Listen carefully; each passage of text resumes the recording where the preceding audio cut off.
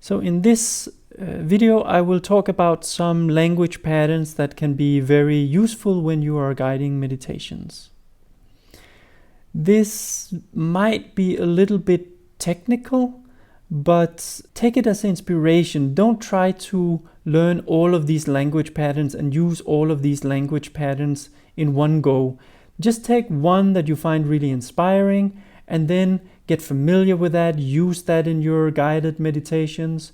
And then once you feel comfortable using that language pattern, you can always come back, look at this video again, and then maybe you find another language pattern that you find very inspiring, and then you can start using that language pattern and build up your skills in using that language pattern.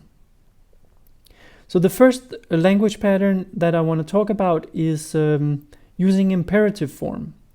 So what I mean by that is like in the formulas where you start the meditations, you will say, sit with your back fairly straight, close your eyes, take a few breaths. So I'm just telling people what to do. In a sense, I'm just giving them commands. Some people don't do it because they feel it's rude to do, but actually if somebody wants you to guide a meditation, it's fine to do it because they want you to tell them what to do. So use of commands like relax, take a few breaths, feel your feet, that's very nice to use. It makes people feel that you are taking care of them.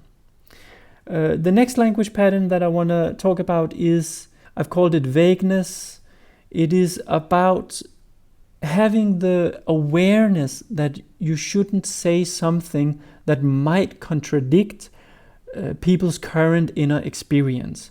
When you're guiding a meditation, then stuff is happening in the people that you're talking to, and it is nice if everything you say can sort of fit into that ongoing experience and just support the unfolding of that ongoing experience. So for example, if you are talking about feeling warmth in the belly, and then you all of a sudden say, and let the lava flow down into your legs, people go like, what lava? I'm not feeling any lava. The warmth for me was just like an open, spacious kind of warmth. So if you want to guide into that, you have to say first, feel the warmth in your belly. Imagine that this warmth gets warmer and warmer and more dense, condensed until it feels like something like lava. Of course, you're going to do this over a longer time than I'm doing here. And now you've introduced the word lava. Now you can talk about how the lava can flow to different parts of the body. So this is important that you have that awareness that you have to introduce the things that you want to talk about before you talk about them, so people can come with you every step of the way. Another language pattern that is connected with the vagueness is, you might say, feel the warmth in your belly, and then you can just suggest what that warmth feel like. So you can say something like, as you're feeling the warmth in your belly, you might feel more of an oomph. You might feel more energy to do things. You may feel that. As you feel the warmth in your chest, you may feel a sense of passion, or you may feel a sense of courage. In that way, you can introduce these concepts without risking that you are contradicting what people are actually experiencing. The next one I want to talk about is the yes, yes, yes suggestion thing. So this is a typical hypnotic language pattern where you say three things. Doesn't have to be three, but let's say three things that you know that the person you are guiding will say yes to. So something that is obviously true. And then the fourth thing you say might not be true for the person, but now because they have come into the habit of saying yes and saying, okay, it seems like everything this person says checks off, then they're just going to say yes to the fourth thing also. So you can say something like, you're sitting here with eyes closed. You know they are because you just asked them to. You're sitting here with your eyes closed.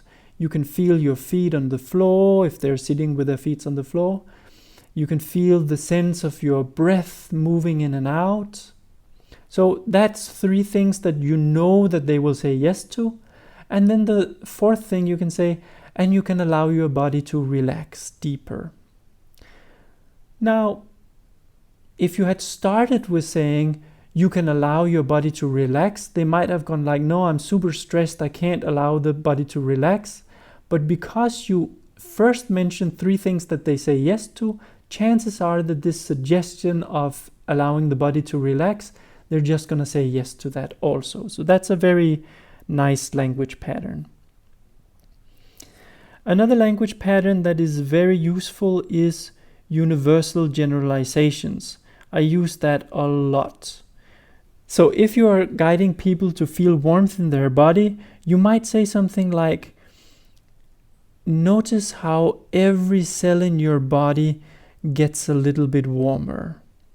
Or if you are guiding them to feel lightness in the body, you can say, notice how every part of your body becomes more light.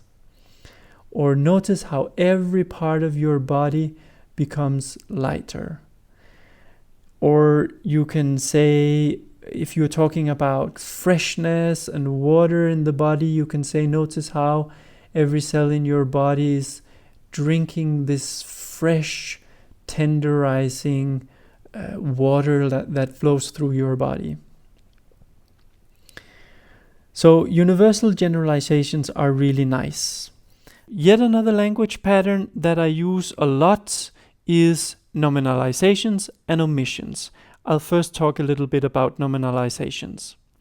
So nominalizations is when you turn verbs and adjectives into nouns. For example, instead of talking about valuing something, where valuing is a verb, you can talk about the presence of value. Value is a noun.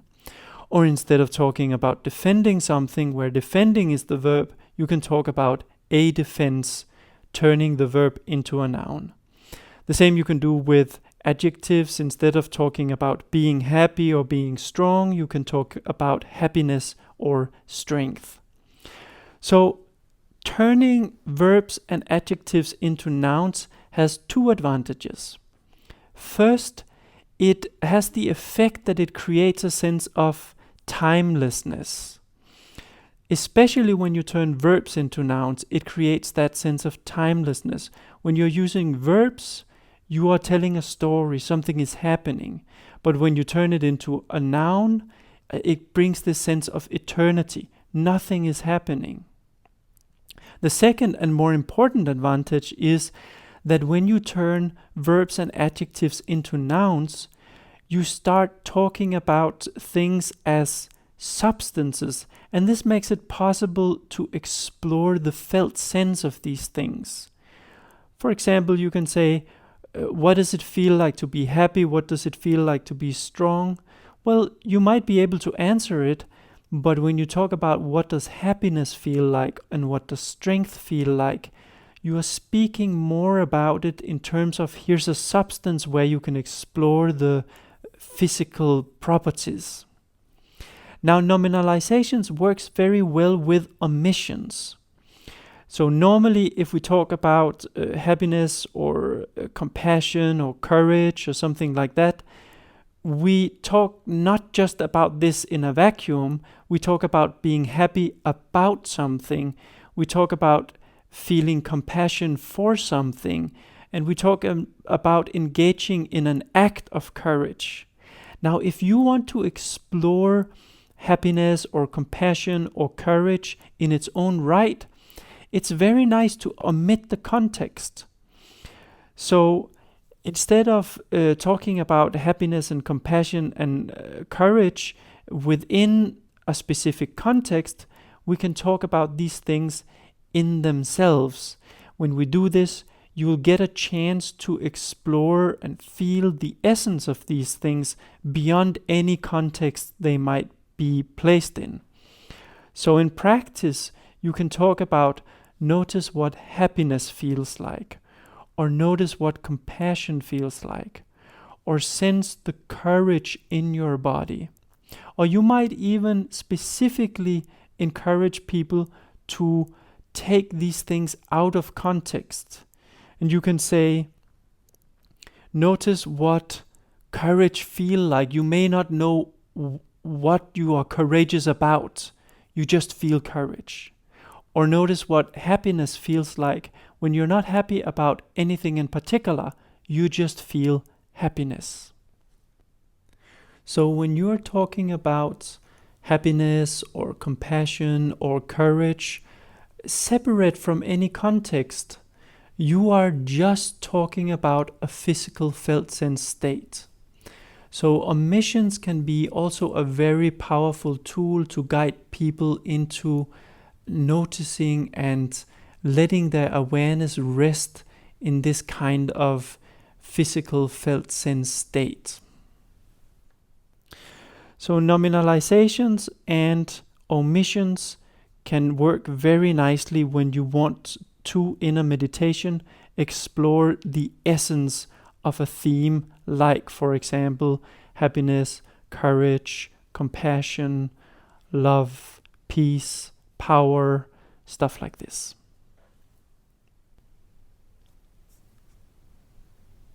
Another language patterns that's really nice to use for guided meditations is the language patterns of missing or unspecified sources.